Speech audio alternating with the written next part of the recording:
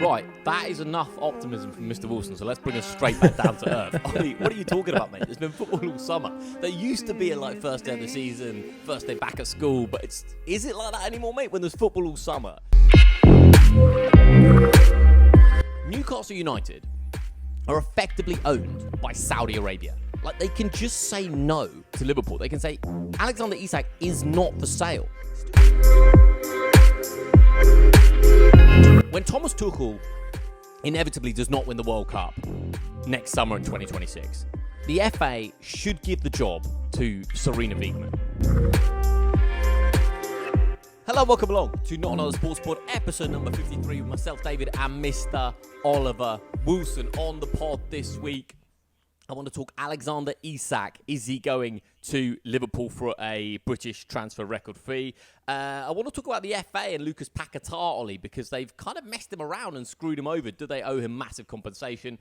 I want to talk about... Well, actually, I want to listen. I want to use my ears and listen to the great Mr. Wilson, because I've been flat out recently, but Ollie Wilson, as ever, is across the wonderful world of sport.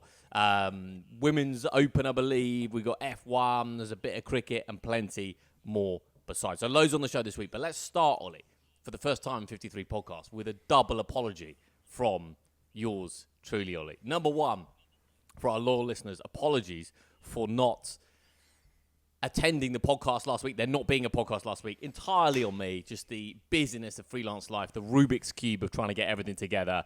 Been totally flat out for 12 days. So yeah, that is completely on myself. And I've been so in the zone, actually, Ollie, the last 10 days, 2 weeks of work, that Mr. Wilson, with the most wonderful, happy football energy on Saturday, trots over to me in a London office, and I barely made eye contact with the man. I was fixated on my screen. I was just so in the zone, Ollie, and he was telling me all about the thriller he had somewhere in the EFL. So there it is. Apologies for that, mate, but here we are, eye to eye. We're back in business. A double apology. There we go. Third apology, I think, as well, because you've just ruined the dream that actually all football commentaries are done from the stadiums. And, you know, you've just admitted that I was in some dodgy London office doing the football commentary that I did this weekend. So third apology, I think, to the listeners that were still under the magical spell of the idea that football commentators are travelling all over the globe, and on a Saturday they're in Italy doing the Serie A, and then on Sunday they've flown back to do the EFL down at Plymouth or something like that. No, it's all good, mate. I mean, you know, life happens, doesn't it? And wouldn't you rather be busy as a freelancer and maybe just putting the podcast on the back burner for a week than have way too much time to do a podcast that, let's face it, is not providing the highest amount of financial income for yourself and I? You forgot the biggest word in the English language yet. ... The end of that, Ollie. At the end of that. Yeah. It's the long game, my friend. It's the long game. Those watching on YouTube, which is next to nobody, will see Ollie Wilson's about to go fishing later. Or what are you up to, mate?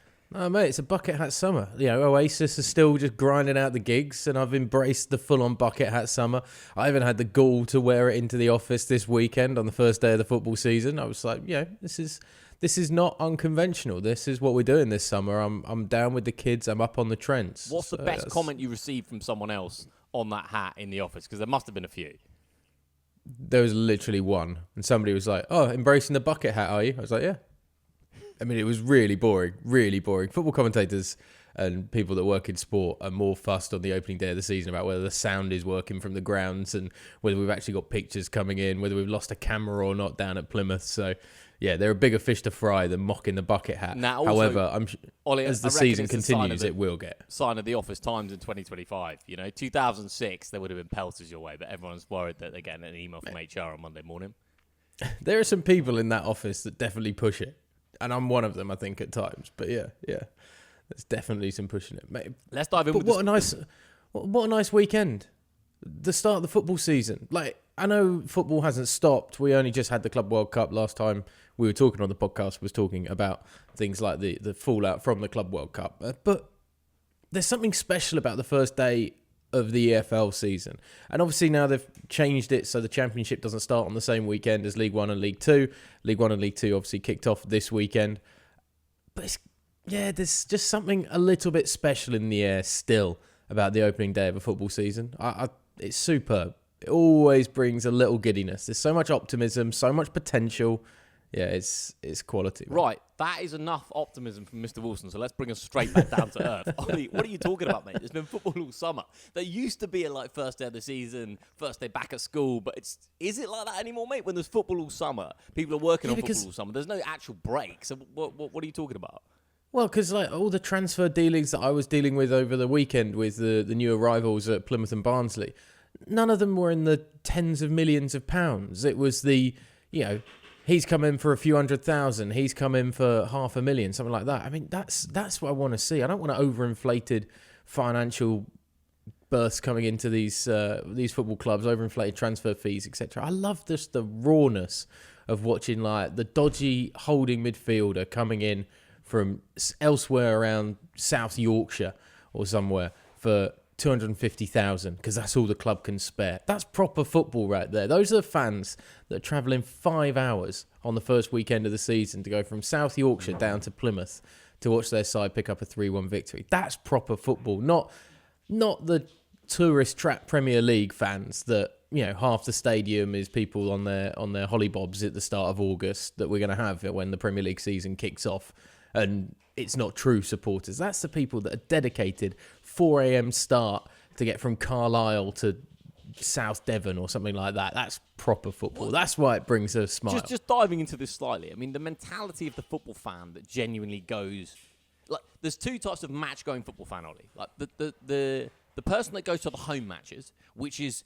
you live local, maybe your dad went or people in your family, and then you go to the home matches. And that, I understand that, right? I can get my head around that. It used to be once every 2 weeks. Obviously, there's more games now, so it's more. But essentially, it's not that much out of your life once every couple of weeks or once every 10 days to take 4 hours out of your day. You go to the match, maybe a quick pint before, and then you're back home. But the fans that travel away, Ollie, that is a different thing, mate. That is a different thing because that is all-consuming. I mean, that is financially all-consuming, time all-consuming. Bear in mind, most people have 25 days holiday a year, and I get it's the weekend some bit, but some of it's midweek. I mean, to travel away as a Plymouth Argyle fan that is your entire existence, right?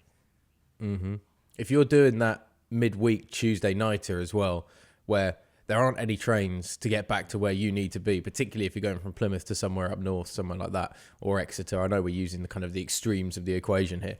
But if you're that supporter that is willing to do that 6-7 hour drive on a Tuesday night, game finishes at maybe 10:30 if it's a dodgy League Cup tie that ends up going to a penalty shootout or whatever, you're not getting home until 4-5 o'clock in the morning sometimes. Or it's Premier in 60-70 quid and then you're back the next day. And still that 7 hour the next day, you're just delaying the inevitable of a horrible car journey home. And if you're willing to make that trip, there's something beautiful about that there are still those people that love a football club in the third, fourth tier of English football.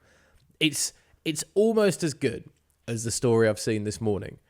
And Porto have given us a little kind of a throwback feel to this is what transfers should be like. As they announced Luke de Jong and the new signing of the Dutchman to Porto, it was not reported by a single journalist. It was not leaked by the club. And the supporters only found out when he walked out onto the pitch this weekend.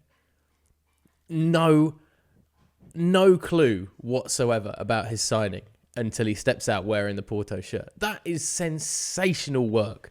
Not from even the football Fabrizio club Romano. There must have been an injunction on him for him not to know. Nobody reported it. Not a single news outlet. Nothing. Not a crappy release video by the club or whatever announcing the signing. Again, there's something wonderfully just pure and old school about that. I love it. The surprise and shock. And you get to be a supporter if you're in that ground that goes, yeah, I was there when Luke de Jong just walked out. And we were like, bloody hell, we've got Luke de Jong. This is amazing. Saw the team sheet. Fantastic. That's what it must have been like, I guess. I guess the written press maybe used to be able to get the story just in time, but there must have been so many occasions, sort of 60s, 70s, 80s, when you forgot about football all summer as a match-going fan. You rocked up and you said, who's our number 9? And then you only found out at the time. I mean, that must have been I had a look at the back of the programme to see the new squad numbers on the opening day of the season. And I'm like, bloody hell, we've signed him. Oh, fantastic. How much did that go for? Yeah, I think that's really well done by Porto. There's some big positives to take out this weekend, Dave. It doesn't have to be all Paquetá's misdemeanours or alleged misdemeanours and well, he's an innocent Alexander man. Isak. Let's get on to that. Well, right, he I'm is. going to run through He some football is stories that have caught my eye over the past week or so, Ollie, and then, which we can chew through, and then the floor's all yours with other sport, really. Got to start with Alexander Isak, don't we? Yeah. I mean, it's a transfer saga that quite clearly is going to run through August, and one way or another will be decided, I would have thought, in the last few days of the transfer window. Liverpool have had a bid of £110 million rejected. Isak essentially went on strike, seemingly for a week, and now he's kind of back with the club. This is I've thought about this from every which way over the past 10 days, Ollie. This is my just objective main takeaway from the situation. Newcastle United are effectively owned by Saudi Arabia. Now, what is the point in having fuck you money unless you say fuck you? Like, what is the point in being that rich unless you have the capacity to say, you know what, fuck you? Like, Newcastle can just say no. Like, they can just say no to Liverpool. They can say, Alexander Isak is not for sale. He's still got 3 years left on his contract. This isn't 18 months. He's got 3 years left on his contract. And if Newcastle United want to be taken seriously as one of the biggest clubs in the world, which is what they want, you just say no. Say, Liverpool, no, we're not selling Alexander Isak. And you get on the phone to Isak or his agent and you say, Alex, lad, you get yourself back to training, because if you don't, you will feel the wrath, not just the legal wrath of the fact that you're in a contract, but also we are owned by a Gulf state. Like, you do not want to cross the Saudi Arabian hierarchy, I would imagine, right? Like, if you're going to annoy anyone in football, like, you could piss off Ian Holloway or Stephen Warnock or Gary Neville. Like, that's all fine. But, like, you really, really don't want to get on the wrong side of the Saudis. So, Newcastle, I don't really understand it. You just say no. Just say fuck you. Like, this is not that complex. You've got the cash. This is like telling your boss, like, just walking in because you won the lottery and saying, like, I'm out. Like, you've got the money. So do it. Don't. If you actually want to be viewed as a big football club, then you just say no. This sounds like very much, a Dennis from Always Sunny in Philadelphia rant when he says that you take a girl out, you get yourself a nice boat and you go out into the water and you try it on with the girl. And she's not going to say no because of the implication. You're doing that with Alexander Isak. He's not going to kick up a fuss because of the implication with the Saudis. You know, you don't mess with the Saudis. So, you're just going to... I mean, I wouldn't advise using that as a threat. I never said that, Ollie. No, but that's the thing. You don't. It's not even said. It's completely unspoken. It's not a threat. It's just.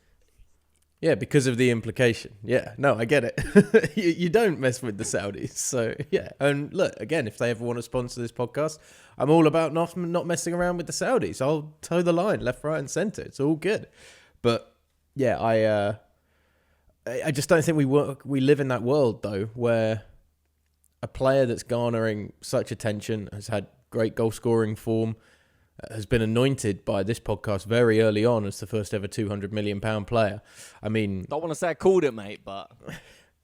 But we are kind of looking at a world where player power is still so strong. And Newcastle have, as you call it, fuck you money in terms of the Saudi state backing, but they're not using fuck you money, and they're not acting like a City. They're not acting like a Chelsea first were when Abramovich kind of walked in. So I always wonder why, and have wondered why, the purse strings haven't gone crazy with Newcastle. What the difference is, why the approach from the Saudis here is different to so many other places that they've kind of dipped their toe in, started working financially with.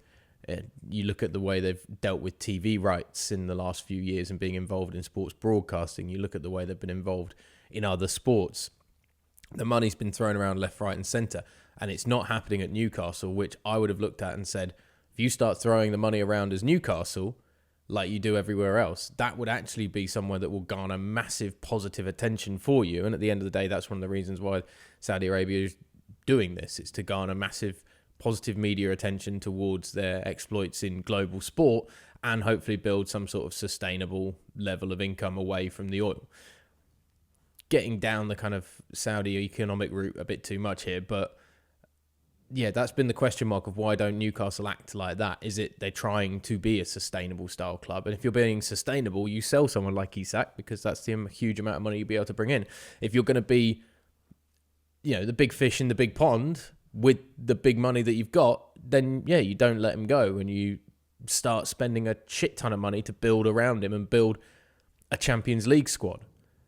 But don't sit in this middle ground where suddenly Isak's going to be looking and going, well, I want to go and play for the biggest sides in the world. And Newcastle aren't at the moment the biggest side in the world. I want to go and play for a title-winning Liverpool. I want to go and play and be the man at Arsenal to bring them back a Premier League trophy once again. I want to go to a Real Madrid, a Bayern Munich or somewhere like that. And I'm not seeing that level of positive attitude put towards signings at Newcastle United to be that level of a football club. And I can be at that level of a football club as a player, considering the form I'm in right now. And he's got to do what works out for him. If you're and contracts mean nothing. Newcastle have delivered you their first trophy in God knows how long and Champions League football. Like, they could not have done much more. Yes, he's a big part of that puzzle, but they could not have done much more. My main issue, one of my issues with this, is just the timing of it. You've got 3 years left in the contract. Alexander Isak, you're in a really poor position, actually. Why not wait until next summer? Why not have that season playing Champions League under the lights at St James's Park and have one more season at Newcastle? And then as soon as you get to that last 2 years of the contract, Ollie, that's when the power shifts, right? That's when suddenly the player becomes more powerful than the club, because clubs can't really let players go into the last 2 years, 18 months of their contract, because all of the power's with the player. So why not, if you're Isak, have one more season for Newcastle, score a shitload of goals, and then you've got your choice between Liverpool or Real Madrid or Barcelona or Arsenal. And also then, by the way, the price wouldn't be 150 million, because the minute you go into those last 2 years, suddenly it's kind of nudging. I think then you probably get Isak for 100 million next summer, maybe 95 if he waits, or 90 if he waits like to the last 18 months. So the timing of it's bad. I think he's been really poorly advised. I know footballers just don't care about legacy. And Alexander Isak obviously just doesn't, it's just not part of his paradigm. He doesn't care about any kind of legacy. He's not born in Newcastle, doesn't care. So from him, it's just what can I get right now? And also, I think possibly Liverpool have got in his head and his agent's head a little bit here, Ollie, because they've created this kind of maybe it's now or never for Alexander Isak at Liverpool. And I wonder if that, every human's susceptible to that. It's now or never. If you don't do the deal now, it's never going to happen. Ruben Amorim at Man United, right? That got into his head. If I don't move to Man United now, maybe I'm not going to get that contract ever again in the future. So it's now or never. It's obviously spooked him, and we find ourselves in the situation we are in. But I obviously think with a player as well, that now or never is even more important, because as a player, you have a finite time at the top of your game. And if you're feeling that you're playing the best football of your career at that point, you don't know what's going to happen. He could get crocked second week of the season and have to come back from a massive rehab, and suddenly he's very undesirable to a lot of big sides. He could drop off massively in terms of his form. As I say, Newcastle aren't exactly a stable, consistent Champions League side, so they could bow out the Champions League really quickly. Difficult to do, I know, when you're a Premier League side, as we saw last year with the new format, but still could potentially happen. You're then not dropping into a Europa League or anything like that, so you're just out of continental football. You're probably not going to be challenging for a Premier League title either. And suddenly Alexander Isak is playing at a mid-level club once again, rather than at one of the big clubs in European football. So players across all sports are encouraged to go get your money and go get what you can as soon as you can, because the career is so finite and you never know what's going to happen. That's the attitude everybody's got now. So it doesn't surprise me. I don't think it's great, but it just doesn't surprise me that Isak is either being advised in this way or is acting in this way. Predict what's going to happen, Ollie. He'll still be at Newcastle. I don't think he'll move. Why? Because Liverpool won't pay the 150. Yeah, it's a huge amount of money. Huge amount of money. I mean, I know we're talking about kind of massive transfer fees all the time, but 150 million is still 150 million. And Alexander Isak isn't what even a Luis Suarez was, when he was leaving Liverpool and going off to a Barcelona. He's not a Neymar or anything like that. So is Isak worthy of 150 million? It's hard to really say yes, isn't it? I mean, the level of player you're looking at when you say that sort of figure, Kylian Mbappe kind of money. Isak's not an Mbappe. Now Mbappe's not necessarily worked out like Real Madrid would have wanted, but yeah, he's not an Mbappe. So what Isak is, if you sign Isak for, I agree with you. I actually think he'll be a Newcastle player for one more year. I'm not quite sure I understand why Liverpool have gone a summer too early, but I think if you sign Alexander Isak, you don't sign him to finish third. Do you? You don't even sign him to win the Premier League, really, because Liverpool won the Premier League last season. You sign Alexander Isak to win the Champions League. I mean, that's it. It's one of those signings where it's such a gigantic amount of money that unless you win the Champions League, it's possibly not really worth it. So you sign a player like that, or even Florian Wirtz, to be honest. You're signing players like that to win the Champions League. You're not signing that to be in a Premier League title race. So that's the kind of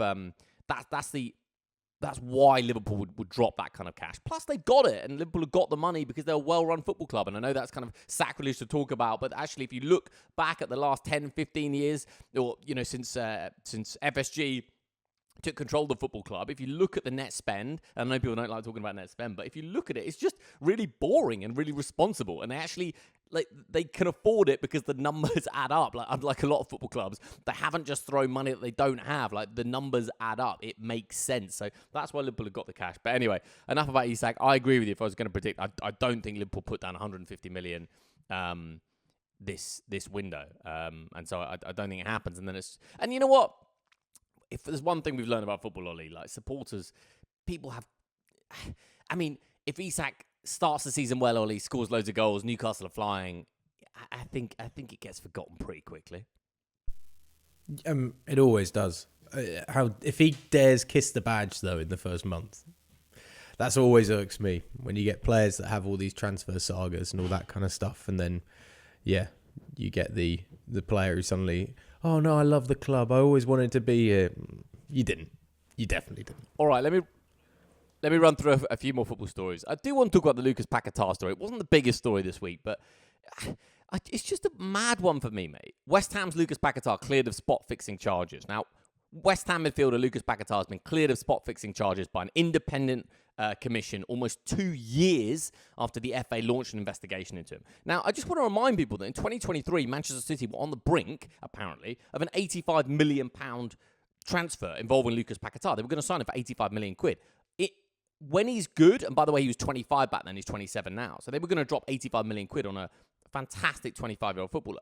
Let's just take a moment to feel a little bit sorry for Lucas Paquetá. You're 25, in the absolute prime of your career, and you've just been accused of something that you either haven't done or there's not enough evidence to say that you've done, right? So you've just been accused of something pretty horrific. Like in football, mate, what's the worst thing to be accused of, within the sport? It's like match fixing or drug taking, right? That's pretty much it. Yeah. You've been accused of that. Your name is now wrapped up in that whole thing. The amount of memes and jokes and, oh, look at that yellow card he got there and all this kind of stuff, that's out there forever.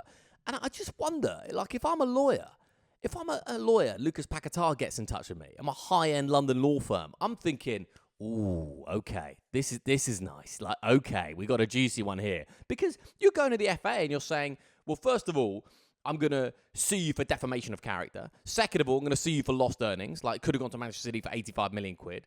I say all this, by the way, with absolutely no knowledge of how the legal system works, just throwing words out there, which is basically the basis of this podcast. But, I mean, if you're Lucas Paquetá, mate, you're fuming, aren't you? You're absolutely fuming. You've cost an agent 10% signing bonus of that 90-odd million as well. 85 million quid? Yeah. Who knows what they could have done with that money. You've cost Paquetá potential earnings in media and marketing, particularly with the international tours and international branding that Manchester City have. I mean, there are hundreds of millions of pounds in these big Premier League deals, particularly if you're a young, mid-20s Brazilian footballer in that sort of midfield role. I mean, that is almost the quintessential playmaker that everybody will look at as your kind of cliche Brazilian footballer, right? So South American footballer. So there's a huge amount of money potentially lost there for Paquetá. It's very tough because you have to take these sorts of things very seriously, and if there is any sort of indiscretion based around spot fixing and gambling in the sport, you have to come heavy on it and you have to do a thorough investigation. So it's taken 2 years to be done, and finally he's been cleared of charges. But you'd rather, as a football supporter and as a sports fan, have it than have any potential sort of meddling in with the sport, because gambling's too closely linked to football anyway, right? I mean, it's 24/7, the gambling adverts, the we already touched on, nearly half the Premier League shirts are gambling sponsored shirts now in English football. So that's a fair I guess point. Paquetá, I mean, the point is that in order for the legitimacy of the Premier League and football in general to be respected, in order to sell this product so successfully as the Premier League have done and football has done in general, you have to have such a commitment to zero tolerance that these kind of cases are just going to exist, right? yeah, and we've had obvious ones happen in the past with, the Matt Letizia kicking it straight out of play for a throw-in, like off the centre circle, back in the day.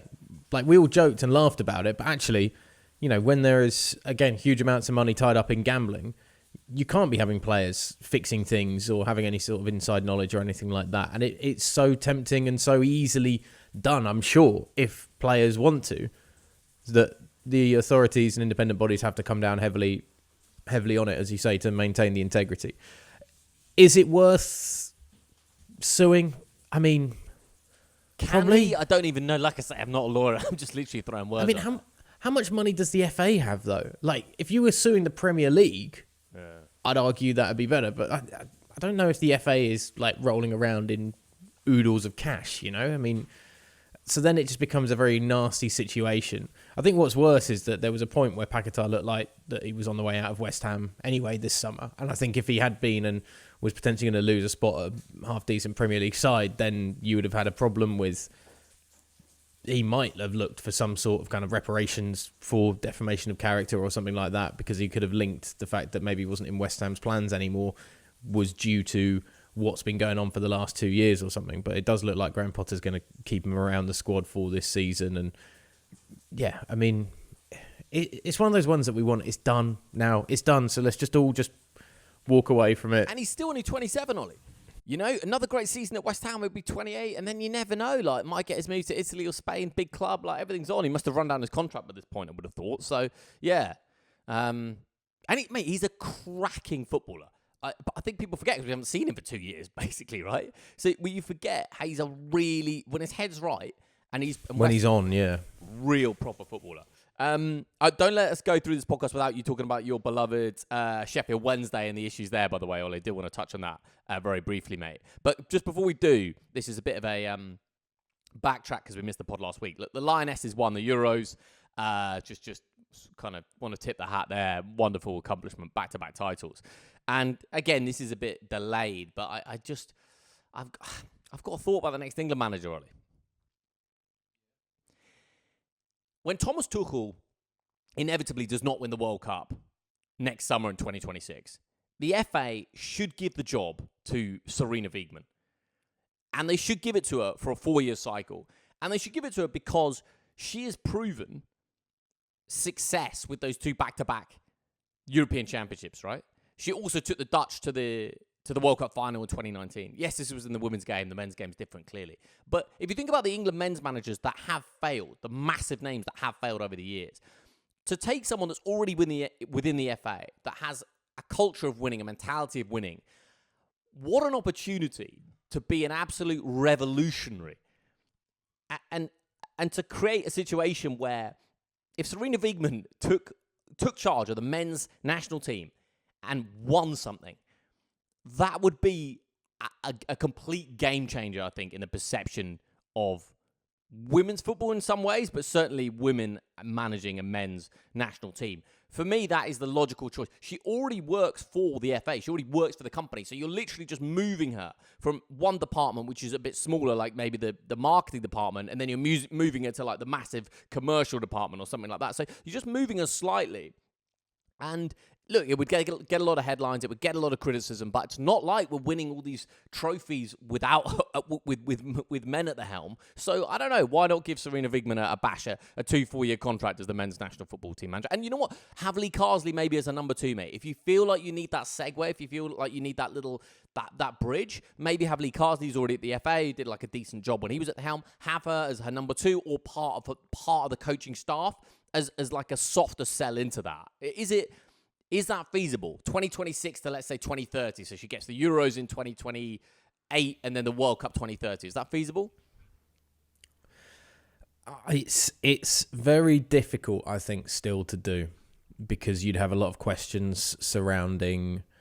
I think fans would have a lot of questions, surrounding whether male footballers would just have that instinctive respect for a female manager, which is a silly thing to say because it obviously shouldn't come into the equation, but unfortunately it also would come into the equation at the end of the day, particularly when you know and have an understanding of what, a male football side's dressing room is like in terms of the chat and all that kind of thing that goes on behind the scenes. So that would raise a lot of eyebrows. I think there would be a lot of English male football fans that would raise their eyebrows anyway, of being like, well, how does she know how to manage in the men's game? Because the women's game is completely different, which there is something to be said about that, because the trouble is that we often take the men and the women's game and either we compare them too closely, which is unfair, or we keep them completely apart and say they're basically two separate sports, men's and women's football, which is slightly more fair, I think, when you're analysing them. But then does that create a gap between what you can get away with managing in the women's game and the men's game? Which, again, but we've had successful male managers in the women's game. So in theory, it can translate to a certain level. So why not have it translating the other way? I think as well, just the power dynamic of the strength of the men's game in every aspect compared to the women's game, which is getting stronger. The quality is getting better. There are kind of, I'd say 5 or 6 nations in the women's game that play some really good football now at the international level. I still think there's a lot of haves and have-nots, unfortunately, and that's due to the resources that a lot of nations have and domestic leagues have for women's football, which again is massively outweighed by what goes in for men's football. I mean, just this weekend, Barnsley have shut down their women's football team a couple of weeks ago, because they didn't have the facilities ready for the women's team to be able to play at the 4th tier level. And rather than move them onto the training pitches for the men's game, they said, we don't want to have a financial burden that is going to start affecting the youth academy and the senior side in terms of the way we allocate resources. And that's just the way a lot of women's football at the lower level is looked on by the broader kind of heads of these football clubs. It can be a drain on resources because it doesn't create a big financial piece of income for them. So it's really difficult when you've got that difference in power dynamic to send a successful manager from the women's game into the men's game and expect it to translate immediately. Having said that, I mean, you raised some very good points in terms of she is a very successful manager. Back-to-back Euros now has taken England to their 2nd Euros in a row. There's no reason, again, why it shouldn't translate. I just think that the difficulties, the complexities of society, more than anything else, would make it very difficult. But someone's got to be the first. Indeed. Someone's got to be the first. And certainly, I just don't think it can happen as well at a huge footballing nation like England. I think the first has to be further down the international tier, surely. So I think, if we had, for me, it's more unusual to have a German or Italian or a Swede in charge of the men's national football team than it is to have a woman in charge of the men's national football team. I think we've already broken that kind of barrier. I think, Ollie, you got to think, what is the manager of the men's national football team actually doing? They're not really coaching the players because the players are coached by their clubs. They're already basically at the peak of their careers when they're playing for England. So they're not coaching them. It's just about leadership, composure, communication. And I think that Wiegmann's shown she can do all that with the women's team. And if it doesn't work, I think you could put the onus on the players, because she's shown that she can have success, yes, in the women's game, but it's still the same sport. And I think if you constructed it in the right way, mate, with as I say, with a Lee Carsley or with maybe with a couple of former pros that have been recently out of the England team, as part of her coaching setup, I think we're doing a disservice to the men's players to think that they wouldn't at least say, in the private WhatsApp groups, I think we're doing a disservice to think that they wouldn't be you know what, guys, she's here now. Let's give it our all. Look, she can lay her medals on the table. She has done it. I think there'd be some senior figures that would surprise you in terms of the fact that they would just be we are model pros. She's won stuff. Let's do this. I don't think there's. I think that could happen. It'd be fascinating to see. I genuinely would be fascinating to see what would happen, how the players would react, and how the supporters would react as well. But fantastic achievement, as I say. The Lionesses back-to-back once again kind of does eclipse what the men are doing at this point, doesn't it? I mean, there's nothing like having the extra pressure of seeing a nation get behind a successful women's national team for the men's national team to be like, yeah, we still haven't won anything for a long time now. And you know what, mate? Not that much difference in terms of, like, the England men's team have reached a couple of finals in recent years, right? And so have the women's team. But it's just those tiny moments. And yes, there's a slice of luck and whatever, but there's also like a substitution here, a word in the ear here. And those are the kind of things that's on the manager. Anyway, let's wrap up with the football, Ollie. Do you want to talk about Sheffield Wednesday, or is it all too depressing? I mean, it's miserable, isn't it, Chancerai, and the way he's handled this I think club. A lot of people wouldn't have followed this. Explain it as briefly as you can. There's been a very long period of time with Sheffield Wednesday being in difficult positions financially due to Dejan Chancerai, the owner of the club, basically not paying HMRC and not paying wages either. It cost the club a 12-point deduction the last time they were relegated from the Championship. They're in League One for a few years, then came back a couple of years ago back into the Championship. Since then, there've been a couple of transfer embargoes hanging over the club, which, you know, there have been debts, right, of a few million that haven't been paid by Chancerai initially. And he's come out and said, well, if every supporter, we can easily have 20,000 in the stadium. And if every one of those supporters gave £100 each, that'd be 2 million and that would clear up the debt. So why aren't the fans doing that kind of thing? It's like which asking is the British public, you know, the UK's 3 trillion in debt. It's like saying, well, if everyone gives, I can't do the maths, but you know what I mean? If everyone gives a certain amount, we can clear that debt. Yeah, it's pretty freaking wild thing to say when you're supposedly the millionaire businessman who's bought this football club and now you're running it into the ground. So now we've got to a point where for 4 of the last 5 months, players haven't been paid at Sheffield Wednesday. The EFL is bringing down sanctions because they're in breach of the financial regulations of the EFL, the obligations to pay players and staff, etc.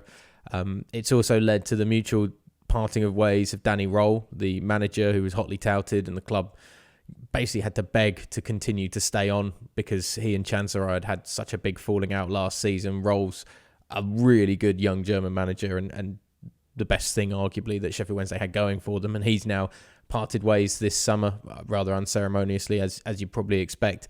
The north stand of the stadium has now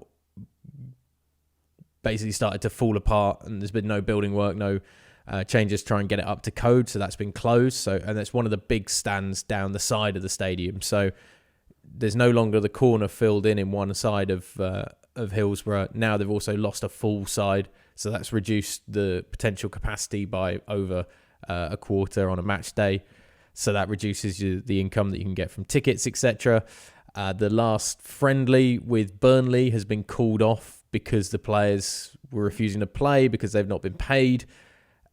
And we are under a week away from the start of the Championship season, and I've not seen a football club at this sort of level be in this state of chaos for I don't think I can remember it ever happening like this. I mean, it is absolutely bonkers that the owner has let it get to this situation. It's disgusting. Before I let you talk, Ollie, about golf and lots of other sport besides, I just want to mention something about, I've been covering the Esports World Cup the last month, and on the chess, mate, they've obviously got Magnus Carlsen, who's like, you know, the biggest name in chess over the last 15 years or so.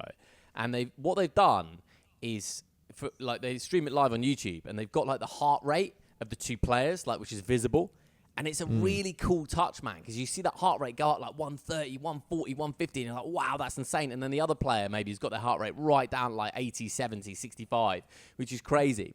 And I don't think chess is the first sport to do this, if we're calling chess a sport. I think poker maybe done it over the years. But it did strike me, Ollie, as like a snooker or a darts or something like that.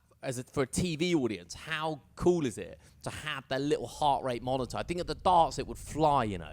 And it's not difficult to do these days. It's just like, you know, a strap on the wrist or whatever, and you make the players sign the contract. I think it's cool. I want it in a penalty shootout. I want to know who's stepping up on a penalty shootout. Bottom left-hand corner, you have the shootout score.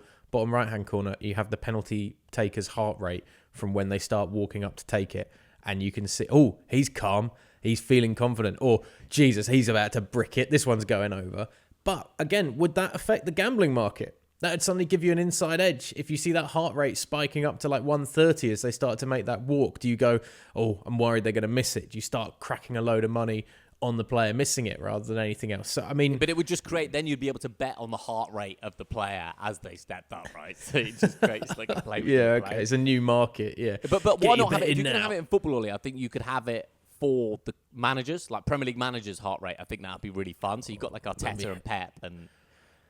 That'd be horrible. That would be horrible, seeing the strain that a 90-minute game would put on a manager's heart just watching it. Also, although, again, it'd be quite a good insight of like how invested the manager is in those moments. You know, if there's rumours that he wants out and he's had a falling out with the chairman and he stopped caring about the club anymore, and you see his heart rate as a flat 75 throughout the 90 minutes, yeah, definitely he's lost it. He doesn't want to be there anymore. I want a manager who's at 170 after 60 minutes because he's just living and breathing everything. I want the passion to be there. Also, you know, we have so many cameras on them all throughout the entire game, right? I don't think this is any more invasive than that to get them to wear a little Whoop strap or the Apple Watch. Like, I don't see this. Or like we interview them, you know, just after they've had a crushing defeat that maybe means they're going to get sacked. So I don't see how this would be any more invasive than that. Well, and you've just nailed it. You can have the official heart rate monitor of the Premier League, Apple Watch or Whoop or whatever. It's another big sponsorship, another big branding. Whoop. You know, always with you, always with Arteta, something like that. I don't know. I mean, Ollie Wilson available for creative advertising agencies, by the way, with some of those slogans off the tip of his tongue. All right, Ollie, I'm going to leave the floor to you, mate. In terms of the world of sport, what's caught your eye over the weekend or the last few days? Every time I turned on the cricket this weekend, England lost a wicket. So I'm really sorry that the final test against India has been going down to the wire. 35 runs needed, 4 wickets to go. Going to the final day of this test, the 5th day today. Play will be starting in a couple of hours or so. And it's just highlighted to me how good a good test cricket match is in terms of dipping your toe in and out of over the few days. I mean, not to get too much into the weekend of what I did aside from work, but, you know, went off and did a commentary on Saturday that takes up most of the day, and then we did like a 10-mile dog walk and a pub lunch kind of thing on Sunday. It was all very nice and British middle class. And just every so often you have a quick gander, see what's happening in the test or in the pub. You look up and you see it on the TV. And it's why like a good, 3-hour podcast that you can get sucked into, a good 5-day test match, it's just dipping in and out every so often, but it can reel you in at the right moments when things start to get tense like they did yesterday. And Joe Root stepping in. England were, I think it was 80 for 2 to start the final innings on a 374 run chase, and Joe Root steps in, knocks down another test century and steadies the ship until the back end of the afternoon, when suddenly Root goes and India started to turn up the intensity a little bit, and suddenly you're taking it down to the 5th day with just over 30 runs needed. And you wouldn't say it's a guaranteed when you're getting into the tail end of your test batting lineup. So yeah, it should be a fun day today. It's just, again, T20 and stuff like that, it just doesn't float my boat unless you're going for like the afternoon or something. Because a test match. Test matches, they build that suspense. It's a whole like thing that's built over the course of a few days. I just also find it hilarious. So at the moment, England need 35 runs and India need 4 wickets, correct? Yeah. And also, chuck into this the fact that still existence is crazy these days. But factor in the weather as well, because the weather does not look good this afternoon in England. It's going to be a bit of a storm apparently.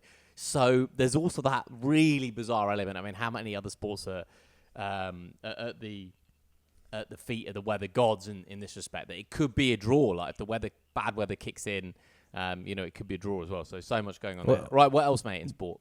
Well, just quickly on the weather as well, it's interesting because we were talking about this for the FIFA World Cup, obviously coming up in the US, Canada and Mexico, after what happened with the Club World Cup. And obviously we had some lightning delays. And in the US, if there's any chance of lightning being even remotely in the area, they shut the whole thing down. And we had a couple of times when there were, delays, particularly that Chelsea-Benfica game. 2 hours, the players were off the pitch, and rumour has it that people at FIFA were fuming that federal law means that if there's lightning in the area, you have to get everybody out of the stadium, or at least out of the stands. They have to go behind to the kind of food and drinks areas and stuff behind the stands, and the players have to leave the pitch. I mean, they must have And there was known like 10 this minutes. when they planned the World Cup. Well, you'd have thought they'd realise that the summer there is potential for In certain states. that time of the year. Yeah, for sure. But, money, let's just keep taking the cash. And we were wondering, actually, if you reckon they will change the federal law for an exception, because it hits so hard with things like the end of a group stage. What if one game has a 2-hour delay and the other one doesn't? But they're meant to be played at the same time to make sure there's fairness and equality. If there's a 2-hour delay elsewhere, do they stop the other game? Do they allow the game to continue elsewhere? And then a team comes out, maybe with half an hour to play still, which is a big amount of time. Big chunk of change in a football game. Knowing that a draw, for instance, will send both of them through in the group, things like that. Any other country, Ollie, and I would say you could probably get in the ears of the authorities and bend it to your moneyed will. But the United States of America, for all its flaws, Ollie, they kind of care about stuff. They care, mate, about No, but I mean, they care about the Constitution. They care about their rights. What right? leader the in the world? Go on. What leader in the world do you not think you can get in the ear of that can make changes for you if you just butter him up more than the man sat in the White House right now in the Oval Office? Infantino just needs to sweet talk Donny T a couple of sweet nothings in the ear, and suddenly that law is changed to whatever FIFA want. Yeah, I don't know. I don't know, man. I think if the US has still got a little bit of they care what the founding fathers said a while ago, and they put some good stuff in that constitution. Oh, there's a gun in every locker at the World Cup next year. Yeah, of course. The founding fathers, that's what they dreamed of when they wanted to bear arms. That's a separate podcast, because as I get older, I realise, I'm not sure we should keep this on pod because I'm not sure the nuance will come across on it. But the founding fathers, a lot of the stuff they put in that constitution, it was to guard. They had an incredible understanding of human psychology, right? Because they put a lot of stuff in that constitution that was basically guarding against a tiny group of people or an individual gaining complete control over the country. So everything in that constitution, like the right to bear arms, we can talk about the complexities of that and the horrors that come with that. We can talk about all of that. But everything in that constitution is essentially to guard against a tyrannical individual taking control of the country. So there was a very strong, intelligent foreseeing of the future in human psychology, I think, in the writing of that constitution. I don't know how we got it. And then they just voted it in anyway. Yeah. Do you know what I mean? You can't just tear up that constitution. Stuff like term limits is so. I don't know. It's a very. It's for the Not Another Politics pod, which we're earmarked for 2030. We'll see if this makes the cut or not. This little section. Just elsewhere in the sporting world as well, moving away from weather and its impact on major competitions. Although I guess you can stick with the weather a little bit, because what sport isn't affected by weather more than golf, and particularly links golf? We had the Women's Open down at Royal Porthcawl, down on the south coast of Wales. Absolutely stunning part of the world in terms of its natural beauty and an incredible golf course as well. And Miyu Yamashita producing a bogey-free final round after having a sensational, I think it was a 65 on the Friday of the Women's Open to kind of put her in charge at the top of the leaderboard for most of the weekend, holding off what was a fantastic fight back by Charlie Hull. Genuinely got gripping to watch this as a golf competition. Hull suddenly having a big birdie at 14 to put her one off the lead. Yamashita had a bogey, basically saved a bogey that would have put Hull tied with the leader with about 3 holes to play. Yamashita finishing with a par after a lovely up and down from missing the green from a fourth shot on the par 5. And it was third shot, sorry, on the par 5. And it was real tit for tat going down the last couple of holes. Hull had a bit of a blow up. It's the second time she has finished second in a Women's Open. She did it in 2023 as well.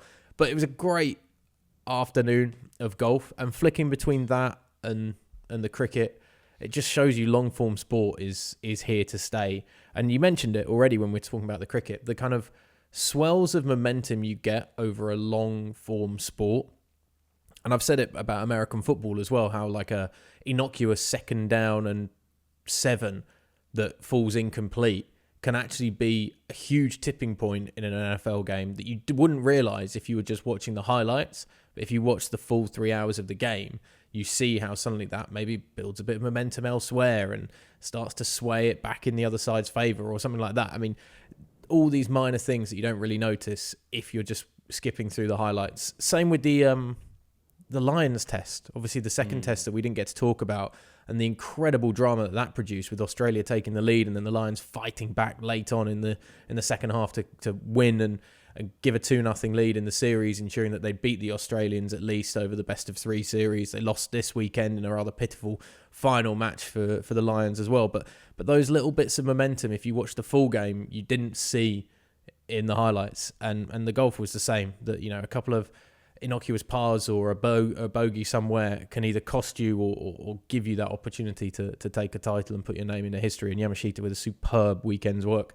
at the Women's Open. And again, it's so relatable for golfers in general watching the women's game, because the distances they hit, they're not out driving a course like the men are, particularly on these old links courses, you know, where the men can hit 350 off the tee and suddenly be having like a short wedge into the greens. The women are hitting kind of 270, 280 off a tee and actually having to produce a really good 6-7 iron shot into a green, which is what a lot of us average golfers can sometimes hit if we're having a good day. I'm not saying I can play anywhere near as well as these women or anything like that, but it is a more relatable sport for viewers to watch than the men's game is right now in terms of that. And it was awesome. Really good. And then we had the Formula One. What about the hole-in-one though, Ollie? Oh my goodness, yeah, that was sensational. And try, obviously, bear in mind this is mainly people listening to this in audio, so try and explain the randomness of that hole-in-one. So Mimi Rhodes is on the tee. It's about 217, I think it was, par 3. So it's a long par 3. And her playing partner has already shot. She's put it to about an inch from the hole. Steph Kyriakou, I believe her name was. And Rhodes is next up on the tee. She hits a worldie that is going just to the left-hand side of the hole. But because of where Kyriakou's ball is next to the hole, adjacent to the hole, Rhodes hits this 217-yard shot that just ricochets off her opponent's ball and knocks it into the hole for the hole-in-one. Never seen anything like it. Hole-in-one is amazing. To do it with that, some will call that a huge piece of good fortune and luck. It certainly is. But, that's the glory of golf. It's the beauty of golf. It doesn't have to be perfect, and a little bit of luck is always needed on a great shot. And yeah, definitely got that. Absolutely superb hole-in-one. Definitely the moment of the weekend, I think. F1, talk us through it. Yeah, we're about to go into the mid-season break, and Lando Norris picks up a big win in Hungary. Another sensational, traditional Formula One circuit. It's an actual race circuit. It's not a street circuit. We've seen some good races on the proper circuits like Silverstone, like Spa 2 weeks ago, and now in Budapest in Hungary. One of the cheapest Grand Prix to go to as well, if any fans want to go out to it. It's a great track to watch from, and it's a great atmosphere around the city. It's really easy to get from Budapest to the Hungaroring as well, so definitely worth a trip. And it looked like it was going to be a sensational weekend for Ferrari, because Charles Leclerc put his Ferrari on pole position after Lewis Hamilton said that he was a terrible driver, which was really peculiar for Hamilton to say that. He missed out on, he was knocked out in Q2 in the second stage of qualifying, so dismal performance for Hamilton. And he was kind of putting himself down while Leclerc put his Ferrari on top spot, and changing track conditions. Basically, the track temperature just started to plummet towards the end of the third session of qualifying. So all those that have been waiting and relying on going out later, when the track temperature is arguably at its hottest, were suddenly not able to get the grip and the speed, whereas Leclerc went out at the last point before it started to drop, putting a really good time down, and nobody else could pip him to the post, basically. And then in the race, it all just fell apart for Ferrari. They just don't have the car to compete over a long race, and Piastri and Norris battling it out. And Lando Norris's pit crew made the right call to switch to a one-stopper, basically, rather than 2 stops.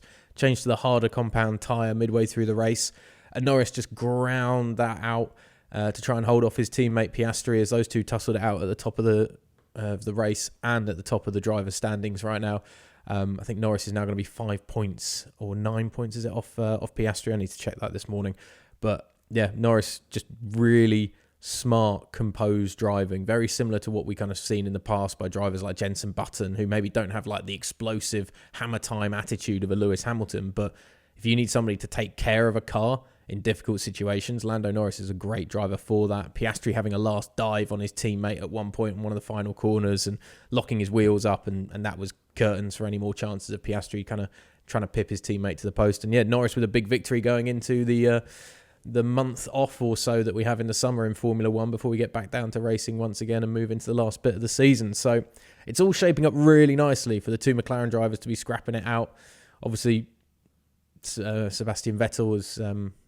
not Sebastian Vettel, Max Verstappen, Jesus, getting the V's confused. Max Verstappen's been struggling in the Red Bull, and things are getting crazier, obviously, with the removal of Christian Horner just a few weeks back that I can't remember if we touched on or not, but that's been an interesting fiasco at Red Bull, one of the most successful team principals in F1 history, just dropped. And he didn't know it was coming really either, due to obviously everything that's gone on in the past with some sexual allegations lobbied against him and how he's treated female co-workers and things like that. And then, but he didn't get sacked because of that, right?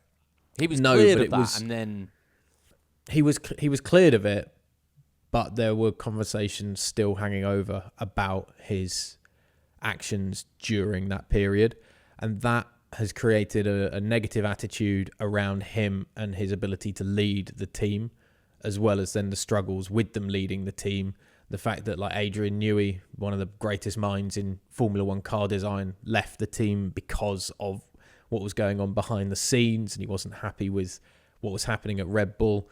It was creating that kind of toxic environment that Horner was overseeing, basically, and that was one of the big reasons why he had to go. And also the fallings out with Verstappen and Verstappen's father as well, and Helmut Marko, who's another big head at Red Bull Racing. So it was a big culmination of what has been a rather poor 18 months or so for Red Bull Racing, to say the least. So